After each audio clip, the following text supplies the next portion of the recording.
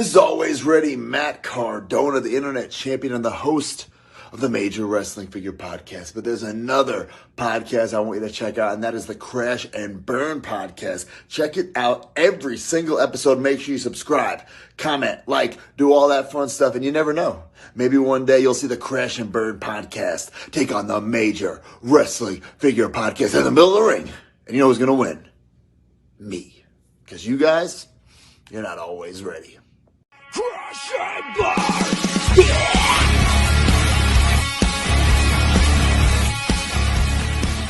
My hair is all fucked up. Oh, why did I get out of the shower, man? The girls gonna see my wet hair. They're gonna love it. Anyways, welcome to another Crash Burn episode. We were supposed to do fantasy booking, but unfortunately Nicholas is not available. So today we had another thing planned. As Triple H once said, there's always a plan B. So, what we're doing today is NXT Takeover West Philadelphia, born and raised. Yes, we're doing NXT Takeover Philadelphia. And no, we're not talking about a Fresh Prince of Bel-Air. No, we're not talking about that. But I'm here with three assholes of people that I've dealt with for like 3 years straight. And basically now. And ever since then, my life has been going downhill. I'm kidding. It's opposite day. But first of all, basically, I said for the Lord Burners podcast, basically ADHD in the fucking nutshell. It's AJ. What's up, everyone? Welcome to the fastest rising podcast of all professional fucking wrestling, the Crash and fucking Burn Wrestling Podcast, where we are reviewing NXT Takeover Philadelphia. Let's do this. And second of all, he does everything in this podcast, but he also all these new people were at a Grand Slam at this point 2 days ago. And yes. I know that they're one of the best times in their lives over there. So one of them is basically the blockhead himself, Jason Bailey. Hi, everybody. Yes, I still have my voice after popping for the Acclaimed. I just screamed so fucking loud. Probably the loudest I ever screamed at a wrestling event, but... Anyways, congrats to the Acclaimed. Welcome to Crash and Burn.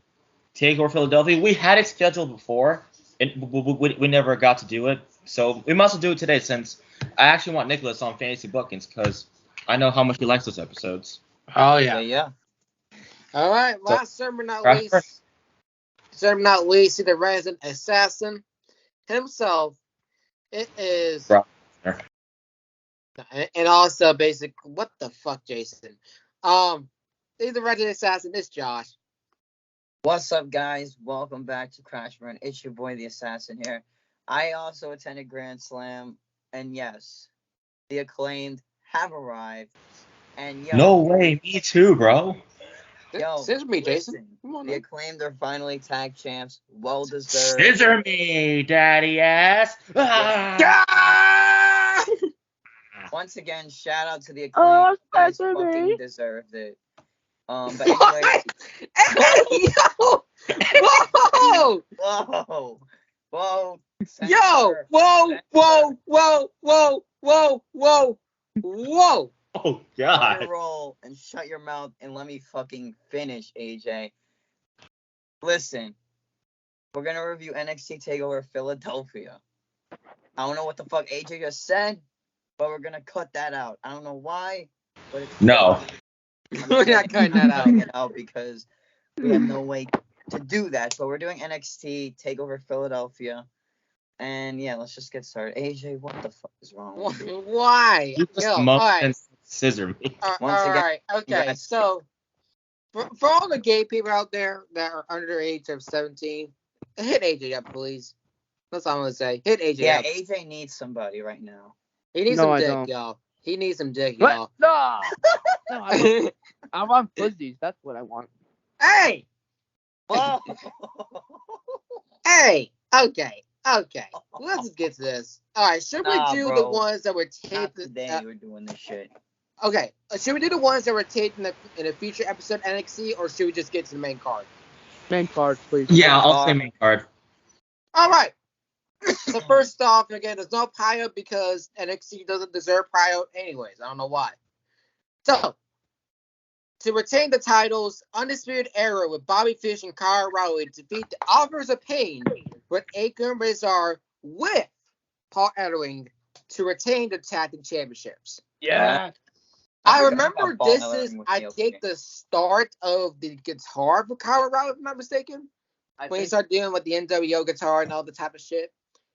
And yeah, Kyle O'Reilly, dude, that man was MVP that match. This man was selling like crazy. Mm-hmm. Like this man was out here selling like no other. Like he had to like drop to the ground on the other side. He did a lot of shit in this match. But honestly, this match to me, it was not too bad, honestly. It was not too bad. And I love this match. I love this match with both of these people. It's a mix with power versus striking.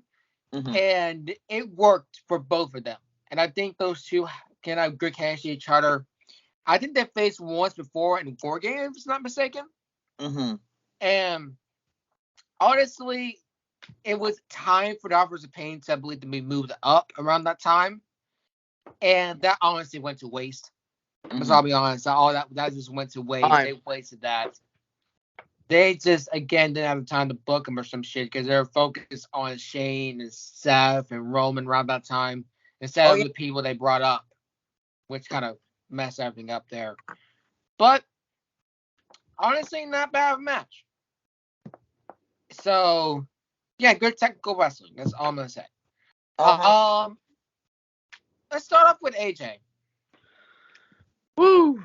This match was actually solid.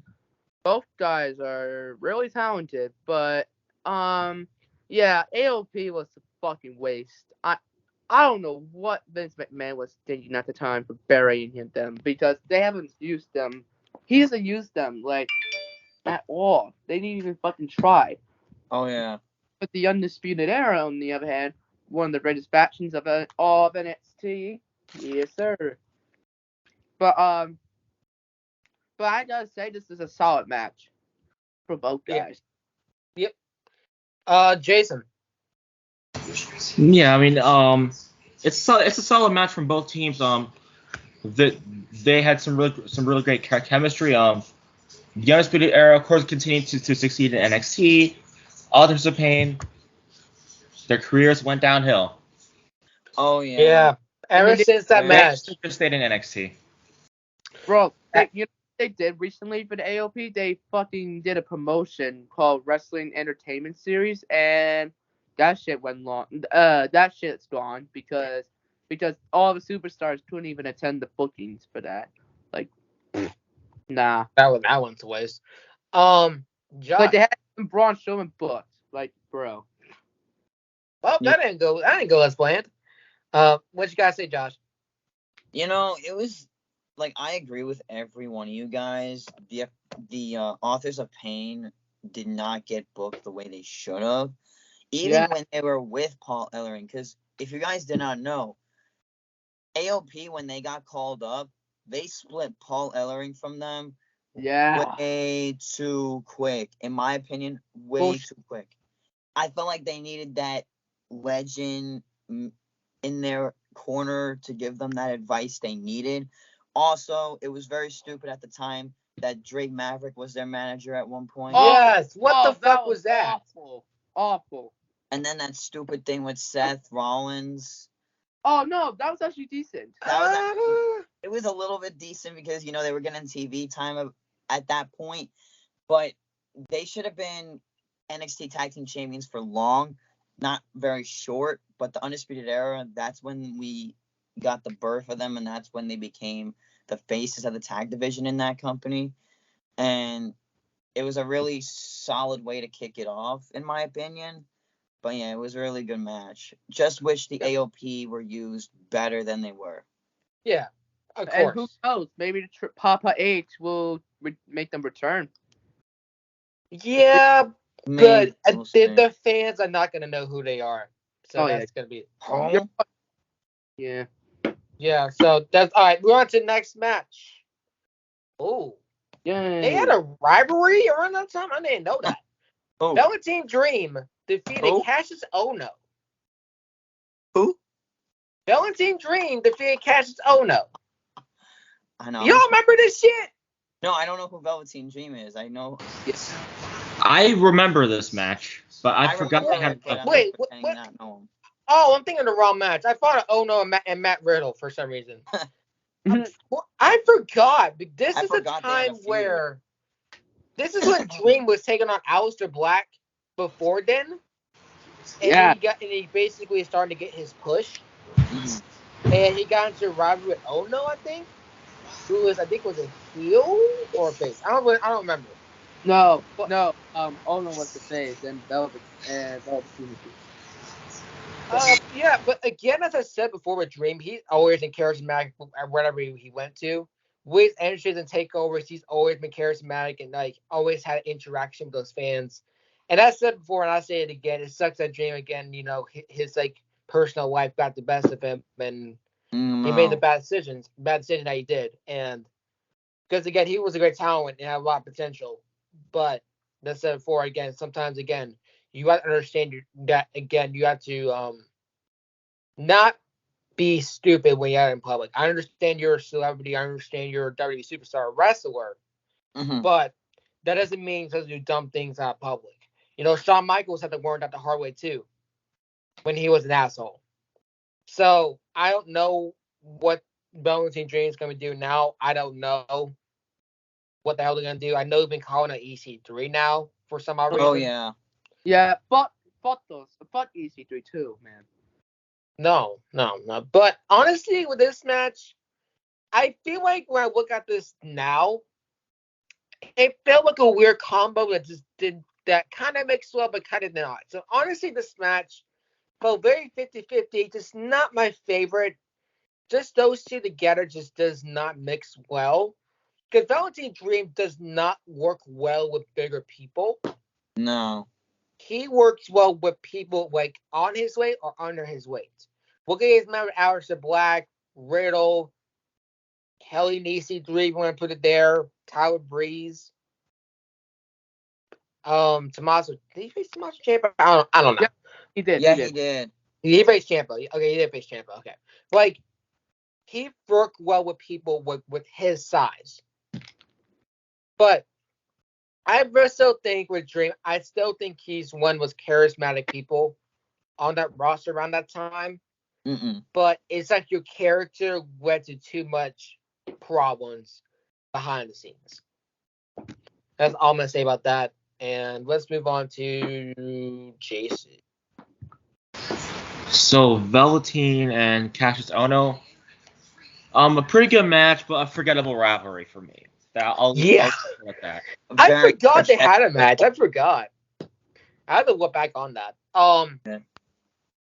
Josh. Very forgettable rivalry. Never knew these two had a match or a feud, period. Cassius Ohno, Chris Hero. I love the guy. One of my favorite wrestlers out there. If you guys know a good wrestler out there to watch right now in the indies, I hope he's, doing some stuff. It's Chris Hero for sure. Like, he's one of the best wrestlers out there. I wish his time in WWE, it didn't go downhill after a while, because I had a big feeling like they were going to actually do something with him. But once you know what the thing was, I kind of got annoyed at when Matt Riddle came to NXT and they put him in a feud with Cassius. They made Cassius the heel, and then they made him just lose to Riddle, and then before you know it, he got released. Fun fact, his only action figure is very expensive for those figure collectors out there. Yeah, and I have the pleasure to having that figure. Like a bitch.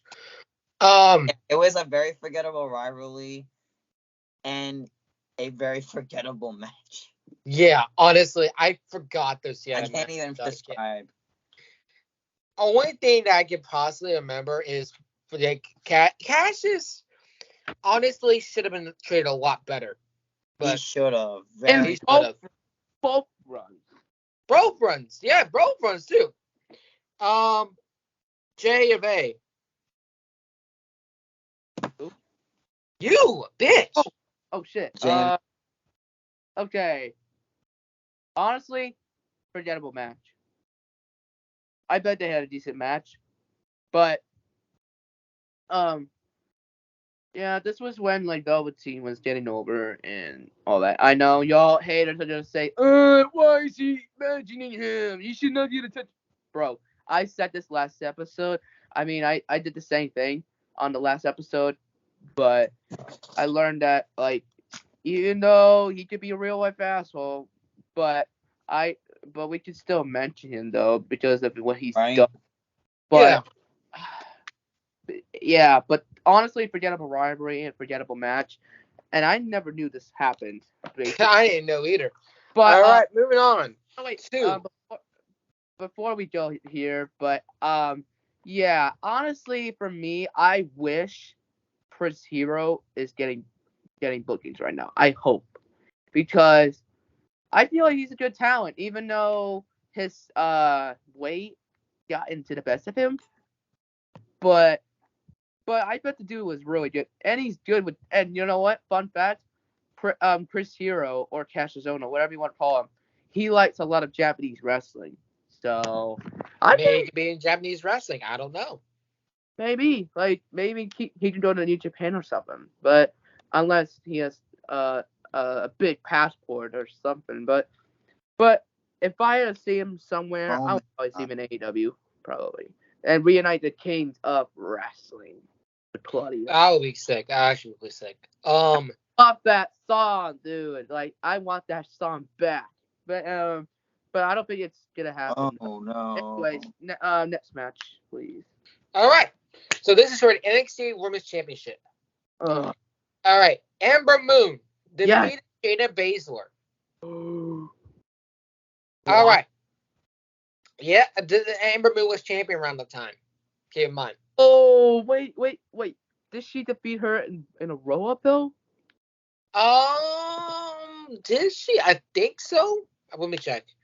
I think it was a roll-up. You were right. It was a roll-up and Shayna Baszler attacked her. Oh, that's how the rematch happened. Yeah, and then Shayna won it at like the next few pay-per-view.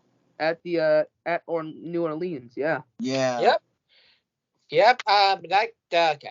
So honestly, this match to me, I think Ember Moon was fighting a kayfabe injury with her elbow around that time. I think so. I could be not mistaken, but let me tell you, Shayna Baszler in NXT was a different breed. Oh, I loved it. Definitely. I loved it. I legit love when she destroyed people day in, day out. She was, and I'm sorry, Mandy Rose, you're not the greatest NXT Women's Champion of all time. You may have a title for how long you have, but you're damn sure not the greatest. Shayna Baszler is the greatest NXT Women's Championship, and no one can tell me different. Yes, you have Asuka, but Shayna brought brilliancy to that title. Wherever she went to, people know what she was about. And I'm gonna say for Booker T, she don't want no bread, she don't want no water. All she wanted was meat. And that's from Booker T. But honestly, this match again, this rivalry was a bit forgettable, in my personal opinion. But these two had a great match, and also led to the debut of Ember Moon on the main roster at the Royal Rumble. If y'all remember that in the Royal Rumble. Yeah, and she worked injured too. Like she worked injured too. And so but honestly, that match was good. But to keep Shayna Baszler just keep doing what she's doing, just snapping limbs and just like beating the shit out of people is personally my favorite. So good to see Ember win the title because I think she won it when Asuka left. And she only had the title for about a couple months, so it made sense to her to win it. And then Shayna could win it at New Orleans. So it made sense. So, Josh. Yeah, Shayna Baszler, very much in NXT was the greatest women's champion. I highly agree with that. And she was my favorite NXT women's wrestler at the time. And, I loved everything she's done. I hope, the main roster for her now turns out for the better because Papa H is in charge and he's doing a great fucking job. But You know, I'm surprised Ember Moon beat her the first time around, Well, Athena now, Ember Moon, I really liked her in NXT too. They really knew how to push her well until the main roster came up for her. Very, very early call-up for her. Very, very early call-up for her, but it was still a good match. Shayna even worked injured too, like you guys said. And at the Royal Rumble, even at the Royal Rumble, she did, was injured too. So it was a good match overall, in my opinion. Yeah, honestly, for me too. Jason. Yeah, the match was pretty good. I mean, I enjoyed Ember Moon's time in NXT. Main roster, I wish she got treated better. But I think her and Shayna Baszler can put on great matches. All right. What did I say? I said that match was good. All right, AJ. This match was all right. Even though it ended with a fucking roll-up, which was bullshit, and that should have been the moment when Shayna wins the title. I gotta be honest. Imagine rolling up your opponent to win the match. Yeah. But honestly, it's Shayna's moment. I gotta be honest. New Orleans was a real moment and all that. New Orleans, yes. But I feel like Shayna should have won that title at Philadelphia, man. But Ember Moon and Shayna had a decent match. And Ember should have had a longer reign, to be honest. And I feel like and Shayna was a little bit too early with the challenge. Should have been someone else. Yeah, I personally agree. Yeah, like it should have been someone from the NXT roster at the time, like fucking, you know what? Payne Royce. Yeah. Or Nikki very good choice. Or Nikki Cross. How about that? I love to see. Cross deserved many moments, but she didn't get her moment, man. That's kind of fucked up. But all right. I forgot to say this, but this was when EC3 debuted or returned. Yeah, that's right. Yeah, this pay-per-view was when EC3 was returning to NXT because he was fired from Impact because he had a stupid Feast or Fire briefcase, which that idea was fucking dumb from Impact. Mm-hmm. But and then Impact. got like the pink slip, and he was fired, and he was fired in real life. So him in Impact was coming to an end, and it's time to be good. Imagine that EC3 comes out to Trouble with his old TNA theme song. Just imagine. Yeah. Trouble. Bro,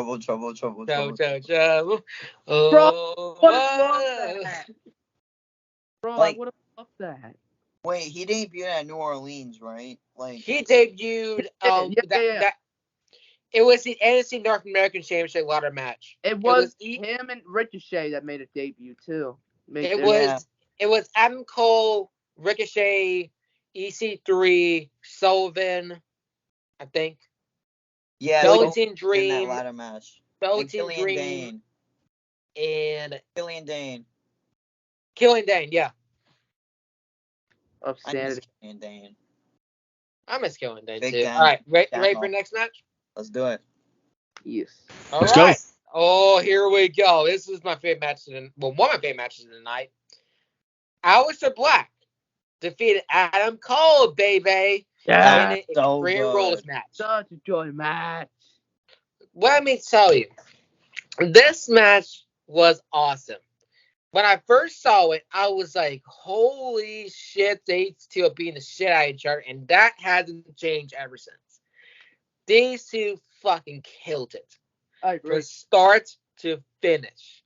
You have Adam Cole did a candlestick spot with Aleister Black was trying to go for a moonsault, and he missed it. Well, he didn't miss, but he got connected with a candlestick by Adam Cole, and then Aleister Black ate shit with a super kick with a chair, and he got through 2 tables, and then Aleister Black decided to do a Death Valley driver on top of 2 chairs. Y'all remember we did the Death Valley driver on those 2 chairs that was basically impaled him on the back? Y'all remember that? Yeah. Dude, when I saw that, I oh, I prayed for his back. I was like, oh, that's gotta hurt. Oh, I cringed at that because your back is not supposed to hit that too.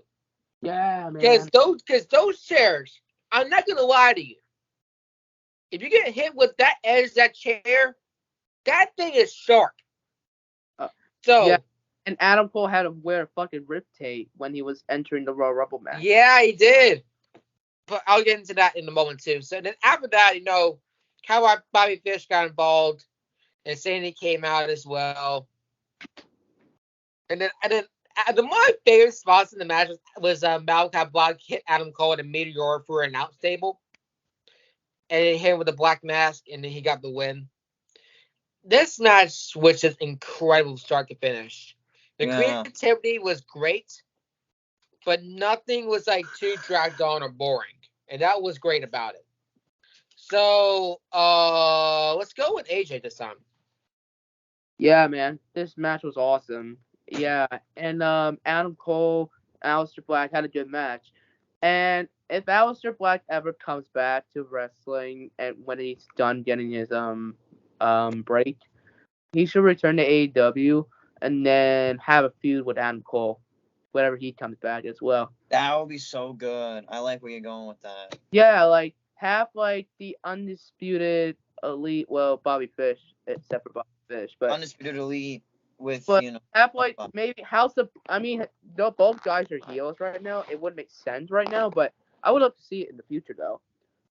But yeah. But these guys had a good match though. Adam Cole and Aleister Black, and then the next night at the Royal Rumble, Adam Cole came out unexpectedly, and then came out. I didn't expect that either. Yeah, and he came out in a rip tape because he was injured from that LA driver from the chairs. He got fucked up. He did. Up. Yeah. But these guys killed it though. Yep. Jason. One of the best matches of this card. This is one of the top matches of this card. Awesome action. These two have great chemistry. Without question. And hopefully whenever they return to AEW, they can have a match. Like I'd be okay with seeing another match with them. At least in a different company. I'll be okay with that too. That'd be cool. All right, Assassin. Yeah, definitely Assassin. My favorite match of the whole card. Two of my favorite wrestlers out there currently in the world. Adam Cole and Malachi Black, Aleister Black, whatever you want to call them. Just those two, they have such great chemistry, persona-wise, character-wise, moveset-wise. It was, both of them have great movesets. Really, the match was great start to finish. Probably the best match I've seen of the whole show all night when I was watching it at the time. Yep. All right, moving on to the last match. Oh, this is a 5-star classic. The main event. All right, the main event of the evening for the NXT Championship. Andrade Cien Almas with Selena Vega defeated Johnny Gargano for the NXT Championship to retain his championship. Because Andrade defeated Drew McIntyre around that time. Surprisingly. No one expected that. So, bullshit. I don't think it was bullshit. He had a great run. But I feel like Drew's title reign should have been a little longer, though. Well, he got injured. Well, that's a good point. Good point there. He tore his rotator cuff or something. But if he wasn't injured, though, he could have had a longer reign. So that's what I think. It was the cadence of like him winning the title. It could have been unexpected, but you don't want one on Drew McIntyre hold the title. Yeah. So let's go on to Gargano. Johnny around this time had a roller coaster every year. From being portrayed by Tommaso Ciampa, we'll get into him in just a moment. And also losing to Almas by distraction. He out here end of the year and was basically won the title and won a revenge against Almas. So these two just have a hell of good chemistry and a great fucking match with both each other. Right. And one of the spots I remember was, I think, one of my favorite spots that Johnny Gargano got the handwalk DDT by Andrade, and he kicked out of it, and Mariano was like, "Uno, dos, and no!" That was the funniest thing to me. Dos, no. But it was just awesome to see just Andrade just working on him, on his neck and everything like that. Like, it was just perfection. I personally think this is Andrade's best match to date. Oh, for sure. Yes, you have this match with Rey Mysterio. That's great too. But Gargano and Andrade had chemistry like no other. Right. You had Johnny hit a slingshot DDT on the apron. And then add that, Andrade hit the double Meteora onto the post. And then hit the slingshot DDT, handwalk DDT again, and he got the win. If you haven't seen this match, please check it out. This is a 5-star classic. Even Meltzer himself rated this a 5-star match. Fuck you, Meltzer. No. But after the match, Tommaso Ciampa decided to come back and hit Gargano in the back with a crush. Oh, that was so awesome. Dude, I forgot Ciampa was injured. I was like, where the hell has Ciampa been? And Ciampa was just like, bam! Just whacks her across the back. And that started the rivalry again with Gargano and Ciampa, which is great. So that's a great way to end off the show. 5-star classic. If you've never seen this match, just check this out, please. Just please do. But honestly, though, Gargano being back in WWE now in the main roster, he can put on those great matches again. Yeah. He can. Yeah.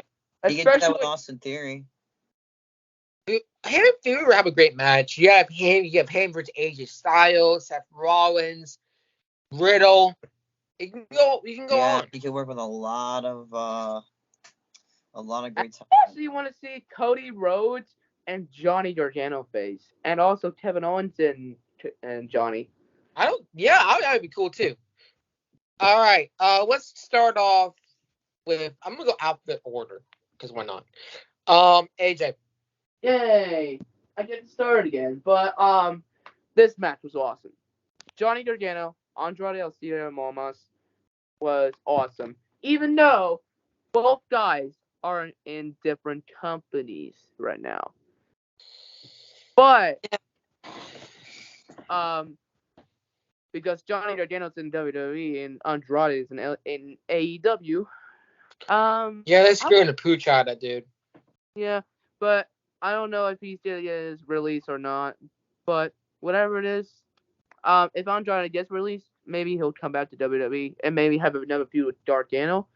But if not, that'll be okay. Anyway, maybe Mysterio. You never know. Yes, that feud was stupid. Anyways, what? No, that feud was like booking wise was stupid. Ray? Yeah, I mean the way they had the title match was very unexpected.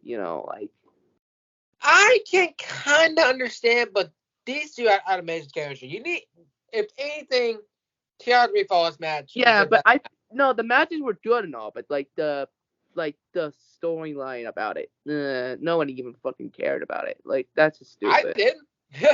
Yeah, I'm why no one cared about it because again, the fans are fickle. Yeah. Anyways, but this match was awesome. Gargano and Andrade. Whatever happens in the future, they can probably step in the ring together again. But I hope it happens again. But Andrade and Gargano had a good match. Anyways, next person, please. All right. Jason. Yeah, Jason. I almost said Josh accent.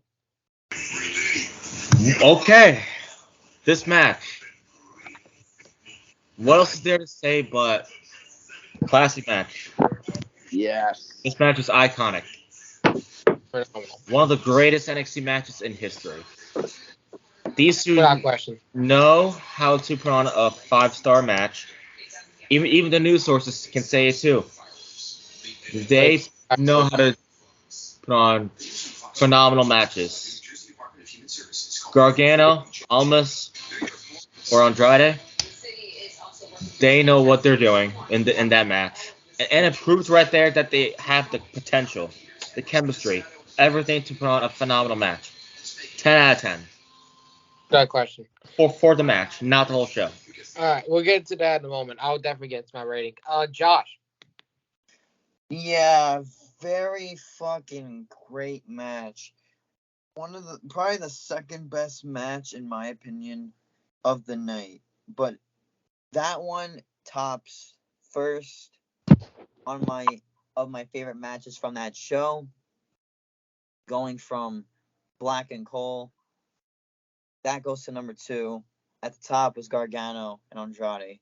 That match was 5 fucking stars. Like, the back and forth action, the chemistry, they worked so well together. And, I honestly forgot too, Ciampa was still injured at the time, but I was waiting for him to come back. I was waiting for him to come back and do this inner, like, psycho character. And then I loved Ciampa from often, and he became one of NXT's faces of the company. And just the way you end that, and then you put Gargano in a whole new feud with the guy his best friend who turned his back on him, like that is just a great way to end the show, where he gets hit with the crutch and instantly, that's the next feud. But next match, I mean, this match was great. It really got the crowd on their feet, and yeah, it was just awesome. It was awesome indeed. All right, ratings. I'm gonna give this an 8.5 out of 10. Yes, you got Adam Cole and Aleister Black and Andrade and Johnny Gargano. But here from that, you got decent, good matches, but just nothing about this card was just perfect to me. The Velveteen Dream Cassius Ohno was just nothing special at all. So that's kind of the downgrade because it was very forgettable. And the other matches, again, were just, not really what you go back to, in my personal opinion. So that's why, again, there's some good matches that I remember from the top of my head, but some of them I just cannot go back to. So it gets 8.5 for me, my personal opinion. Josh. There were some matches that were just meh, and there were some matches, that were, good. Like, the 2 matches I really enjoyed were the main event and Cole versus Black. Those were, like, some of my favorites. But yeah, I'm gonna give this a solid 8 out of 10. Yeah. And, it wasn't the best takeover that I saw, but it's still up there in the category. But I respect that. Jason. I'll give this a 9 since the only really, really good matches were Cole and Black and Almas and Gargano. Yeah. AJ. I'm gonna give this show a solid 9.5. The Velveteen Dream and Cassius Ohno match was alright. But overall, all the matches was fucking great. Adam Cole and Aleister Black, Johnny Gargano and Andrade, those were the best matches of the night. All right, so actually, I'm just gonna go first, and I'll definitely end it off. Thank you guys for watching this episode for Crash and Burn. As we did on NXT Takeover Philadelphia, from your favorite Poppy here, your favorite omnisexual Poppy here, being here doing my thing or whatever. Follow my Instagram at Lucas.Attention336. Follow my TikTok at Lucas_Rainmaker. I'll be posting there a bit more on there. And that's all I'm going to say about that. For Crash and Burn, we got top 10 greatest matches, or favorite matches of all time. Not greatest, but favorite matches of all time. For Moshka, CQP is coming up tomorrow as time recording. And to make analysis, we're doing Fly Guy, I think. Is it Fly Guy? It's Free Guy. Free Guy. Not Fly Guy. Fuck, what the fuck I'm saying? But yeah, we're doing that coming up. Stay tuned on our socials, so we're going to do and such. And that's all I'm going to say about that. So I'm going to pass it on to Josh. All right. Thank you guys for watching this episode of Crash and Burn, where we reviewed NXT Takeover Philadelphia in the city of brotherly love. Stay tuned to Cinematic Analysis and Mochcast for all the new latest episodes. Be sure to stay tuned to our social media for when episodes are announced, as well as follow all the amazing people in the episode down below on their social medias. Everything will be in the description below for you. Check out my Twitch, check out my TikTok. Everything will be down below for you, as well as check out everybody's social medias. They're all going to be down below for you. Yeah, just stay tuned to our social medias for when the next episodes are announced. And yeah, we will see you guys next time. Peace. All right. AJ. I end it off? Go for it. No, I'm going to Jason end it off. All right. Anyway, thank you guys for watching another episode of the fastest rising podcast of all professional fucking, say with me, wrestling. The Crash and fucking Burn Wrestling Podcast. Wrestling We podcast. reviewed NXT Takeover Philadelphia. Solid pay-per-view. Go follow everyone on the podcast on their social media. Go follow all 3 podcasts on social media. Subscribe to all 3 podcasts on YouTube. Also, just follow us on TikTok at Crash_Mash_Analysis. We need to post there more anyway. He's Excalibur. But yeah, I hope you guys enjoyed this episode, and thank you guys for watching, and I'm out. Peace out, motherfuckers! Thanks for not yelling. All right, Jason. You got the 4. Thank you all so much for watching this episode of the Crash and fucking Burn Wrestling Podcast Pod. Oh, fuck. Where we reviewed Philadelphia Takeover NXT. Okay, next episode's top 10 favorite wrestling matches. Yes, 10, not 5, 10. 10. Okay, 10. And Sick EP by Beartooth and Free Guy.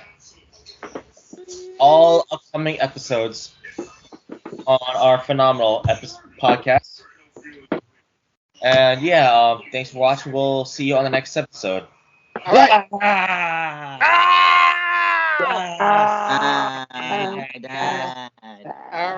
All right. So that is me, Lucas. That's Josh. That's Jason. That's AJ. And we will see you for top 10 favorite matches of all time.